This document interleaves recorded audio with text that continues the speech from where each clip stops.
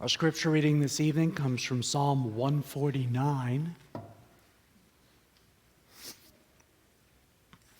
And I've realized that each presbytery meeting I give an update as to the life of the church. And one of the things that I have stated each time for the past 3 years is that I'm preaching through John and preaching through the Psalms.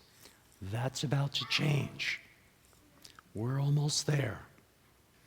Psalm 149, this is the word of our God. Praise the Lord. Sing to the Lord a new song, his praise in the assembly of the godly. Let Israel be glad in his maker. Let the children of Zion rejoice in their king. Let them praise his name with dancing, making melody to him with tambourine and lyre. For the Lord takes pleasure in his people. He adorns the humble with salvation. Let the godly exult in glory. Let them sing for joy on their beds. Let the high praises of God be in their throats, and two-edged swords in their hands, to execute vengeance on the nations and punishments on the peoples, to bind their kings with chains and their nobles with fetters of iron, to execute on them the judgment written. This honor for all his godly ones. Praise the Lord. The grass withers and the flower fades, but the word of our God stands forever. Now, not that long ago, a few years, some of you may remember, I actually did preach on these Hallel Psalms at the end of the book of Psalms. And then sometime after that, we decided we'll go through the entire book of Psalms. So of course I knew I'd be preaching on these again.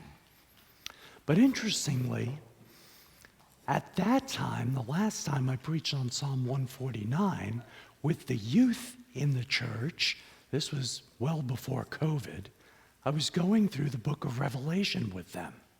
Well, it turns out we are going through the book of Revelation with the men's study. That's God's providence right there. But one of the things that we see in the book of Revelation, one of the themes that we see is this constant presentation of both war and worship. That's what we see. You see, and we men have seen it, how often in the face even of persecution around the throne room of God, the myriads upon myriads of heavenly hosts, the elders, the saints that have gone on before us, are worshiping.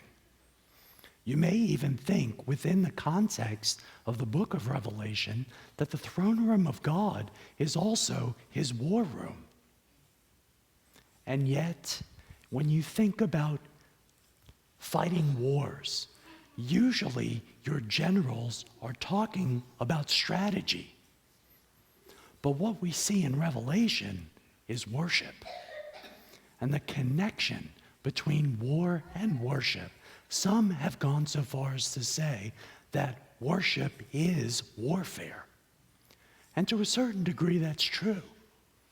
Because at the end of the day, when we gather as God's people, we are adamantly declaring that Christ is King. Now, everybody else who wishes to have some other kind of king would consider that an act of aggression. So as we worship, there is a sense in which we are participating in God's warfare as we continue to praise Christ and declare him to be King. Well, as we come to Psalm 149, we see both of these themes, worship and war. It's unmistakable. It is, as I mentioned, another one of the Hallel Psalms, one that praises God, reminds us of what he has done, but also reminds us of our responsibility in waging that war as Christians. That seems highly problematic to many professing Christians today. After all, this idea really goes against our modern sensibilities. Warfare? I thought Jesus was about peace. Well, he is. The question is, how do you define peace? And who does Jesus make peace with? But as we look at Psalm 145 or 149,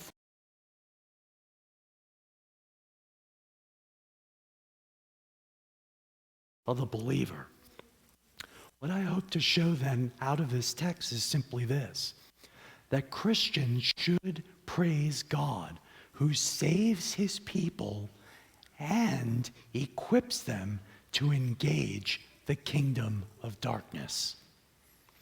Christians should praise God who saves his people and equips them to engage the kingdom of darkness.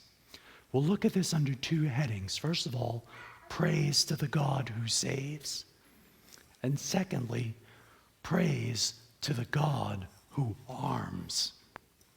So first of all, praise to the God who saves.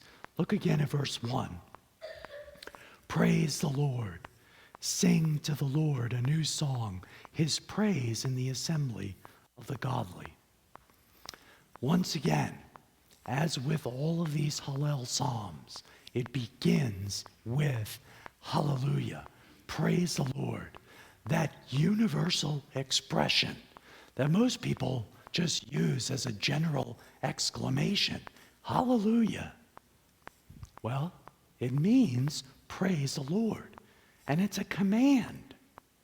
It's a command, and it's a plural command. It is a command for all of God's people to praise the Lord. Every time you say hallelujah, you are invoking the name of God and calling upon his people to praise him.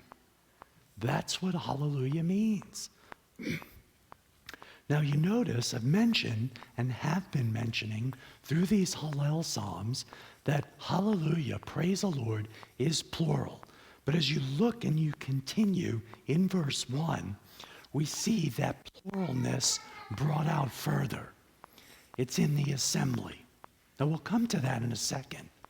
But that's that emphasis on the plurality of worship. It is not to simply be me and Jesus.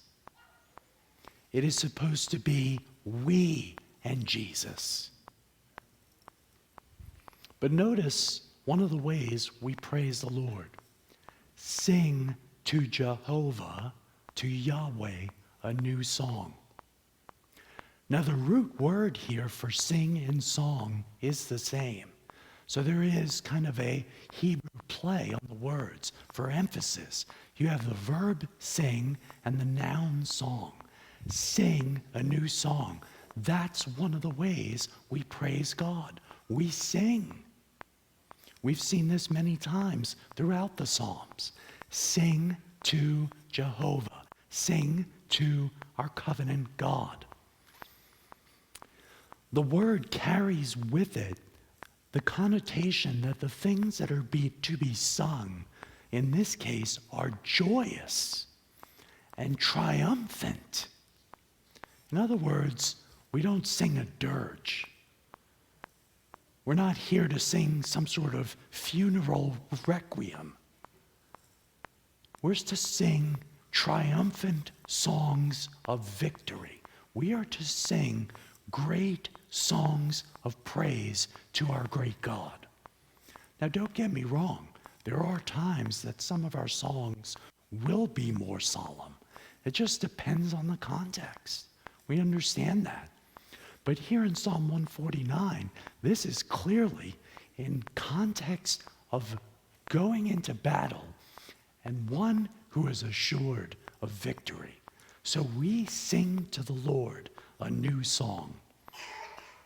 Now it's important that we pause for just a minute and focus on one word: new.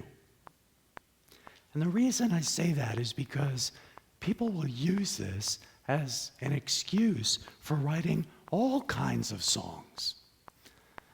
Well, there's something to that. But the word itself really actually means renew or refresh. So the truth of the matter is, while I am myself by no means an exclusive psalmist, as you know, this really isn't the best proof text to use for writing hymns, even good hymns, or other good praise songs. Because the word here for new is renew, refresh. And really, if we're to understand this better, what we are doing is that we are singing praise to God because of the new experiences of the same mercies and grace that we experience each and every day. That's why we have this sing a new song. We do experience the same grace of Christ in new ways every day. And so that grace, our experience of it, is renewed. And so we praise him. We sing new songs to him. Thus, the word here for singing and praise, it stresses the acclaim of God. It stresses the idea of boasting in God, glorying in God. Hallelujah, indeed. Sing that new song. Now notice, we're to sing this new song, sing his praise in the assembly of the godly. Two quick things to note.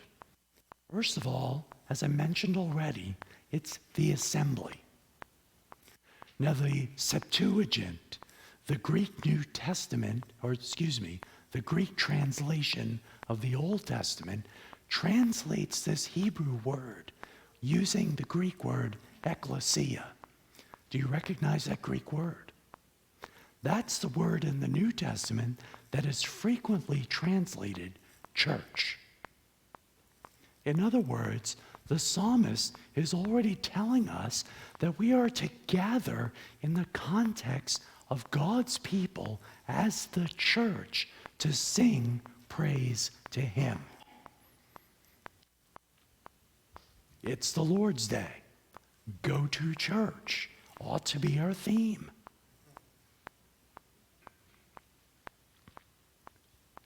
We have a much greater blessing coming together with God's people to join with other voices to praise and worship God.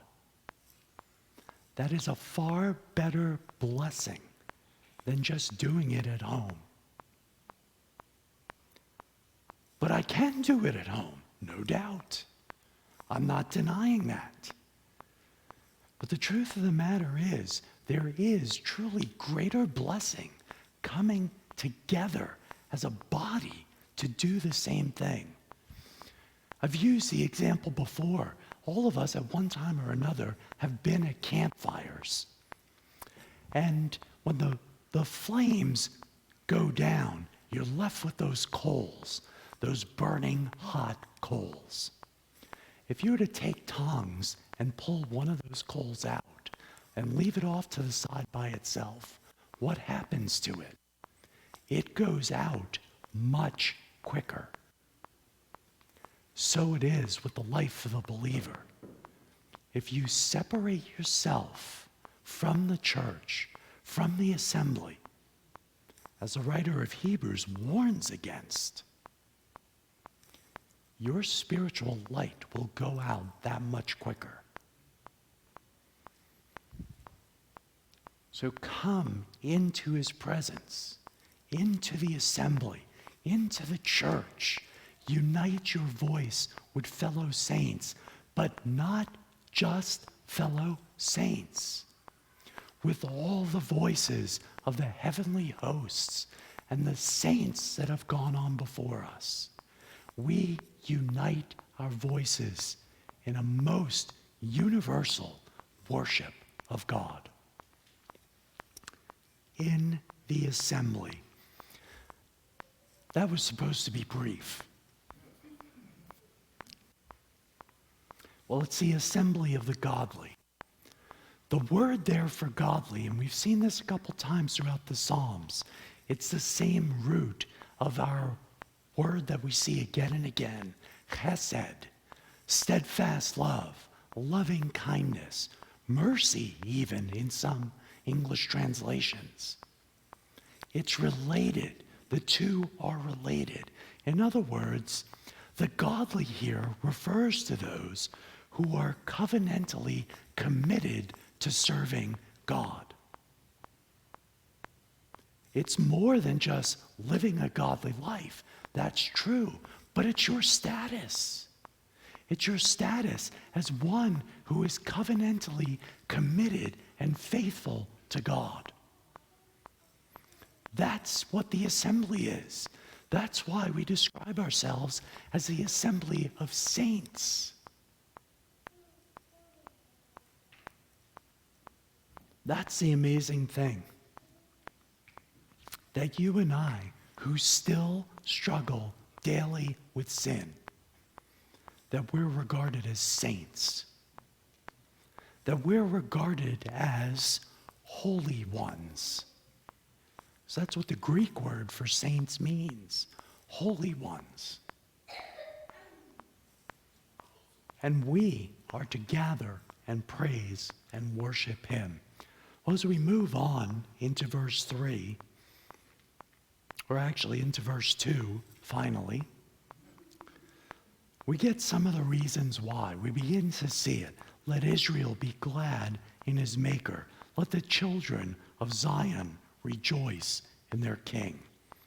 Israel is called to be glad in his maker.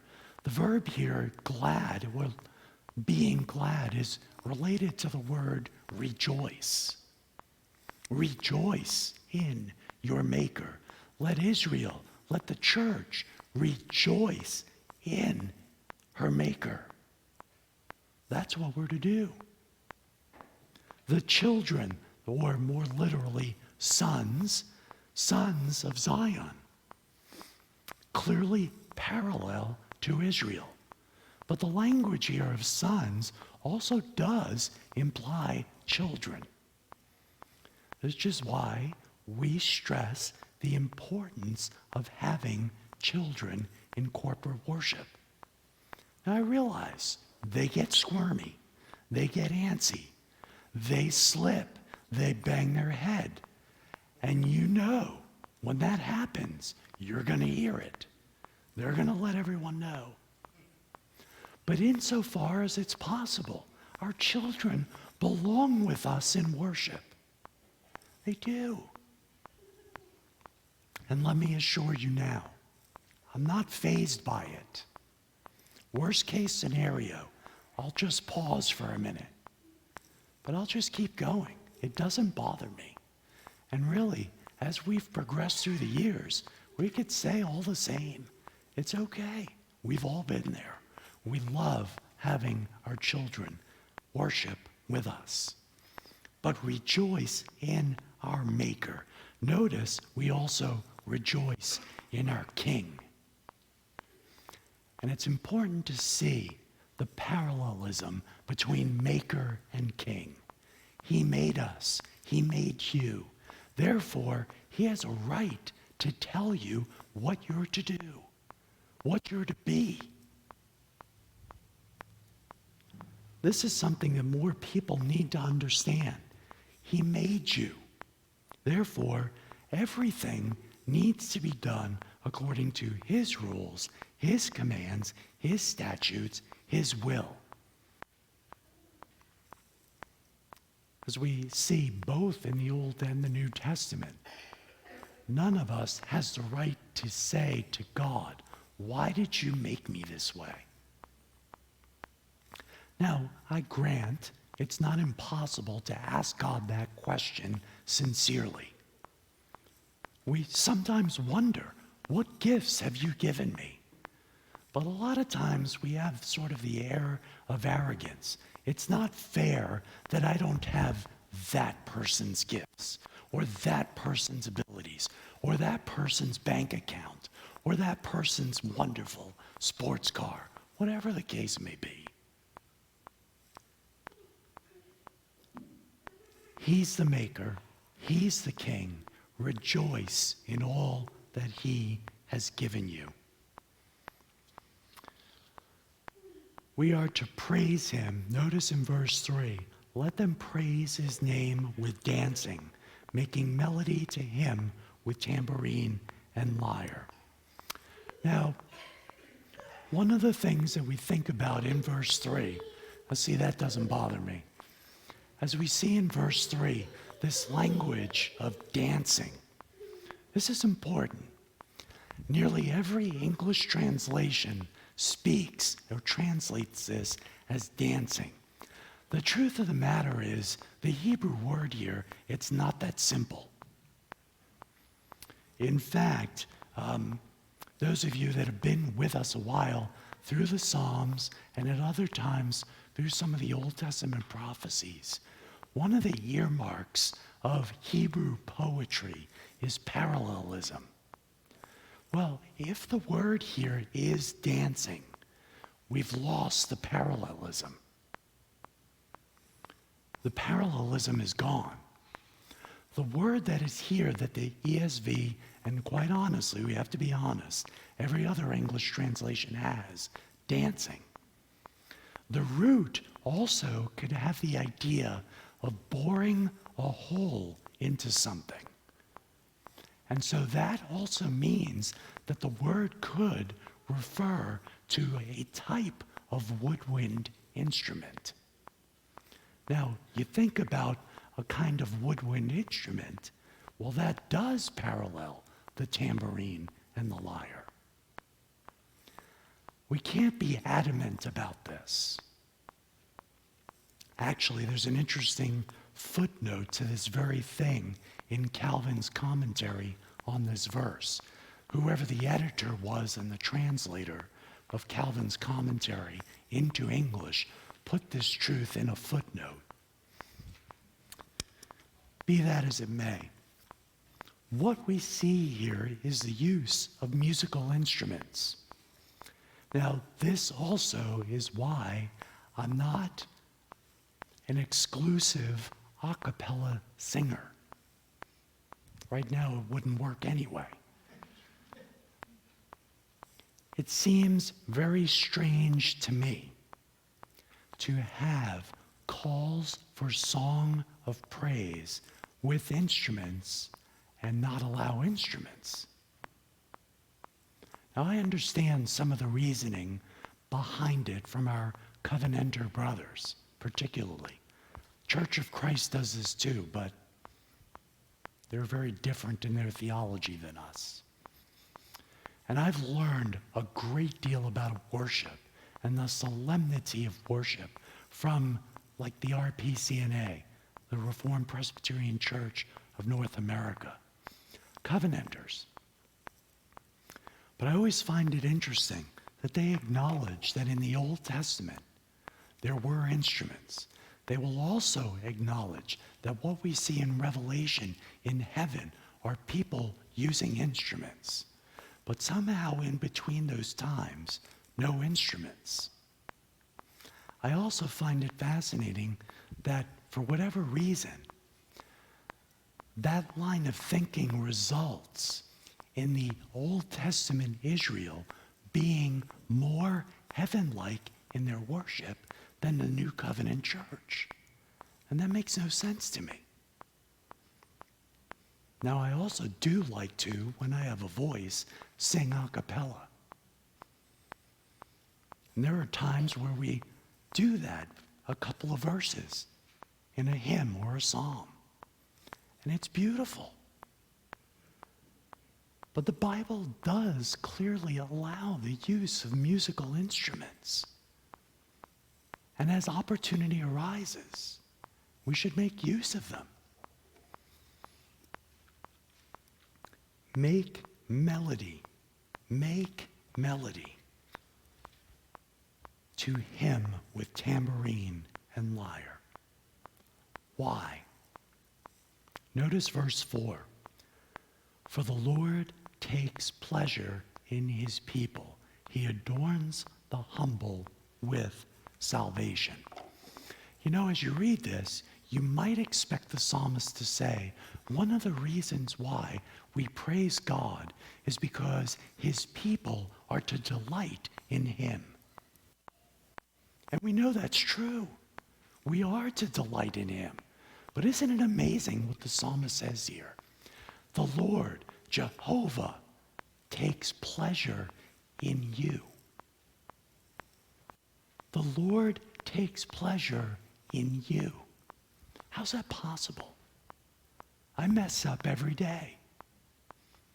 I wake up and I think, I'm going to try harder. Jesus has done so much for me. I want to serve him better today. And then it doesn't take much to lose sight of what you had just committed yourself to do. You fail. You sin. You transgress. And so you then think, how is it possible that God could take pleasure in us? Well, as I mentioned already, Hebrew poetry is the earmark of Hebrew poetry is a parallelism. What is parallel in this verse with God taking pleasure in us? It's his salvation. In fact, it's precisely because of the salvation he gives to you in Christ Jesus that he can and does take pleasure in you. Our confession of faith recognizes this truth. In the chapter on good works, the chapter acknowledges, even as Christians, our best works are tainted. They don't measure up. But in Christ, they're accepted by God. Not because your good works are perfect. They're not. But they're accepted in Christ. You could almost think, and this sounds sacrilegious, and I don't mean it to. You can think of our good works passing through the filter of Jesus Christ to purify our good works and present those perfect, purified works to God on high.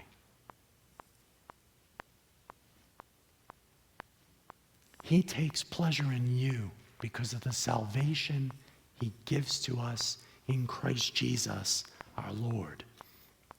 And notice, he adorns us. He adorns the humble with salvation. You realize that's the language of our justification. That's the language of the perfect righteousness of Christ imputed to you, reckoned to you, credited to your account. Your filthy rags are removed, and the white robe of Christ's righteousness is put on you. And that's why God delights in his people, because he looks upon you and he sees the perfect righteousness of his Son. Your heavenly Father takes pleasure in you. That's the beauty of the gospel. That's what the gospel does for us. And then, of course, verse 5, let the godly exult in glory. Let them sing for joy on their beds. In other words, there's really no time that is that inappropriate for worship. You can worship God individually as well as in the assembly. You can worship God in your house as you're doing the dishes, as you're mowing the lawn, as you're driving to work, as you're laying in bed. Exult in God's glory. You can praise him and sing to him even on your bed. And you know, that's actually a privilege. That's a privilege. Yes, I know. The word hallelujah is a command, technically, grammatically. It's a command for all of us to praise the Lord. But we have the privilege to praise the Lord. And that is something we must do. We praise the God who saves. Well, this brings us to our second point. And this will be a bit briefer. Famous last words, I know. Praise to the God who arms. Now look at verse 6. Let the high praises of God be in their throats and two-edged swords in their hands. The psalmist is talking about weapons.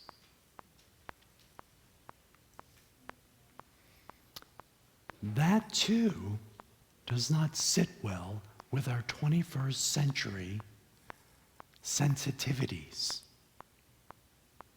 That's promoting violence. Yes and no.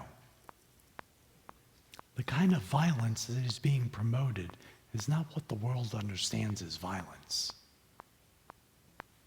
Where else have you seen the language of two-edged sword? The book of Hebrews. And the book of Hebrews is speaking of God's word, which is sharper than any two-edged sword. This is metaphorical language. We, as the saints of God, need to be properly armed. Well, how are we to be armed? With guns? With swords? With tanks? With planes? We have the sword of the Spirit. That's what we have. We are armed with the sword of the Spirit. That's what we deal with here. And so, of course, much of contemporary Christianity dislikes this verse. And they have even more problems with the subsequent ones. Two-edged sword in their hand. Remember, it's worship and war. That really summarizes the life of the Christian. And we need to be careful because it's not just simply waging war against someone out there. The kind of war that we sometimes wage is in our own hearts. As we wage war against the sin within us that so easily entangles. We know the truth of what Paul teaches us in Romans 6. We have been set free from the bondage of sin. We are no longer slaves to sin. But oh, those remnants of sin remain in us. How do we wage war? By the Spirit applying the Word to our hearts. And brothers and sisters, that's what real revival looks like. We can speak of revival in a certain sense on an individual basis. Because the Bible, applied by the Spirit in your heart, revives you more and more each day and enables you to wage war. Wage war against the flesh, the world, the flesh, and the devil. And we do so with the two-edged sword of the Spirit, namely His Word. This is hard for people to swallow sometimes. But the reality is, for the life of God's people, all throughout history, we deal with this warfare. We know this because this is precisely what God said would happen in the garden. Part of the curse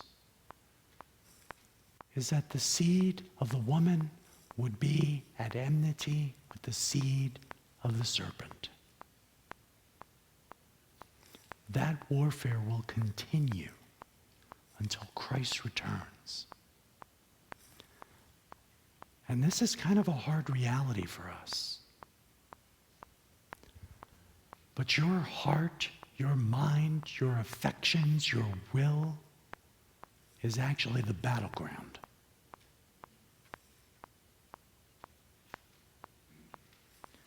And that's probably why, in part, we're tired all the time.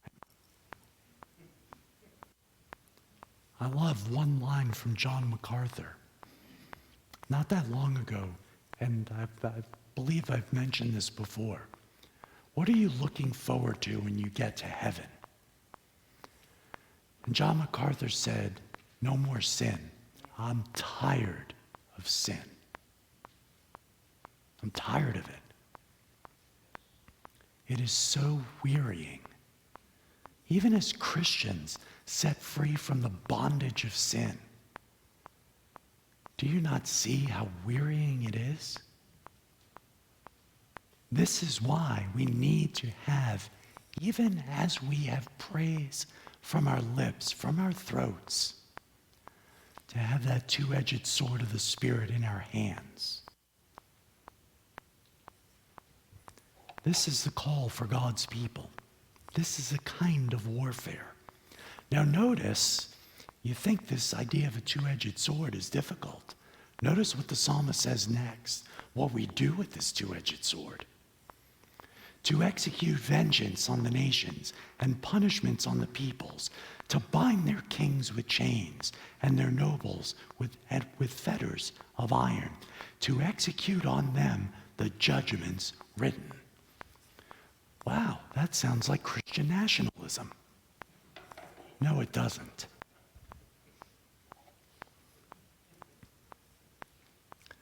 You see, at the end of the day, as the kingdom of Christ goes forth, it does so by that same two-edged sword of the Spirit. It is through the ministry of the word that the kingdom advances. I already referred to Hebrews, referring to God's word as being sharper than any two-edged sword. But what does the word do? It cuts soul and spirit, joint and marrow. It convicts. It exposes. But it's also the means by which we are enabled to mortify the flesh. This is actually how God executes his judgment in the world today, through the ministry of the word. Sure, the world will just laugh at us and ignore us. But the word of God promises judgment against the wicked, against those who refuse to acknowledge Christ and bow the knee to him. We remember back in Psalm 2, the Lord sits on his throne and laughs at those who shake their fist at the Lord's anointed. It is through the ministry of the word that God executes justice. Sure, it's hard for us to see. But one of the things to remember is that every proclamation of the world always results in the purpose for which it's sent. Yes, but sometimes when the word is preached, nobody is saved. That's right. The word of God being sent out is not always sent simply to save sinners. It does that. But it's also to judge the wicked.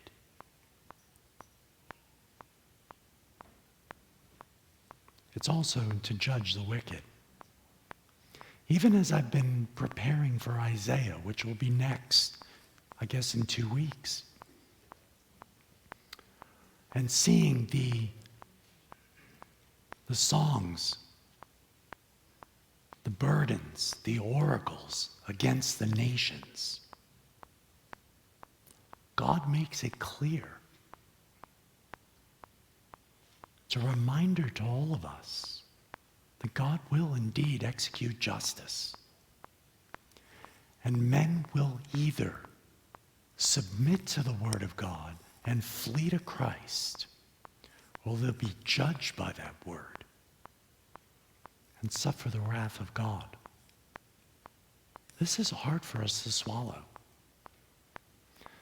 The modern world today, even modern Christianity, just wants to focus on the Jesus that loves. Now, truly, we should. Jesus is love, but he's not only love. He's a righteous king. Our God is still holy.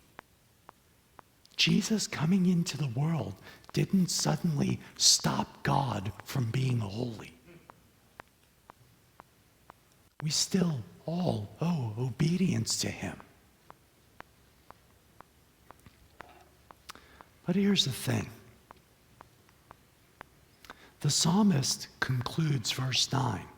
All of this, holding the two-edged sword, while praise is from our throats. The psalmist said, this is honor for all his godly ones, his covenantally faithful ones.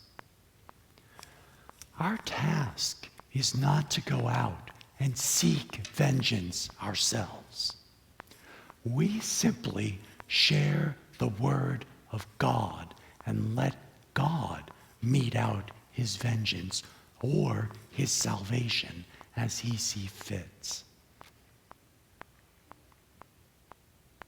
It's mine to avenge, says the Lord.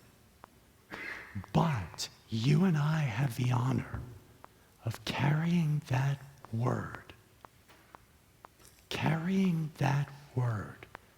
to a dying world.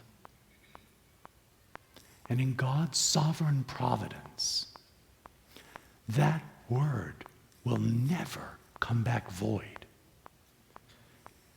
The Lord will use that word to save whom he will save. And he will use that word to judge those whom he will judge. That's the honor we have. And so the psalmist concludes, again, praise the Lord. Hallelujah. Now, what is we make of all of this? I mentioned how this psalm reminded me of the book of Revelation, war and worship and war. That's the life of the Christian. But you notice how in this psalm in particular, we don't see any of the language that, this is a tough life. This is a song written by a psalmist who has every confidence in the victory of God. One of the things that we brought out when we went through the book of Revelation with the teens is that in one sense, the book of Revelation is so simple. You can understand the book of Revelation with two simple words. Jesus wins. That's what this psalm tells us. Oh, I get it. 7 bowls, 7 trumpets, locusts, on and on it goes. Those are things, what are those? But the big picture of the book of Revelation is simply this: Jesus wins. I think the psalmist, even in the Old Testament, had that sense. And that's why he didn't even have to express the hardship of the battle that we face. Other psalms do that for us. But this is a psalm near the consummation of all things that reminds us that victory has already been won in Christ. The enemy, and forgive me, this is blunt, the enemy is just too stupid to acknowledge it. Christ has secured the victory. Christ has won. Hallelujah. Praise the Lord. Amen. Let's pray. Our Father and God in heaven, we do thank you for your word, reminding us that our lives as Christians here in this life is a life of worship and war. War against the flesh, the devil, the world, the sin that so easily entangles, the temptations that we face every day. Yet it is also a life of worship and praise for the salvation you bring in Christ. Father, may our hearts be filled with joy. May we rejoice that you take pleasure in us, that you have saved sinners like us, that you have redeemed us from the wrath that we deserve.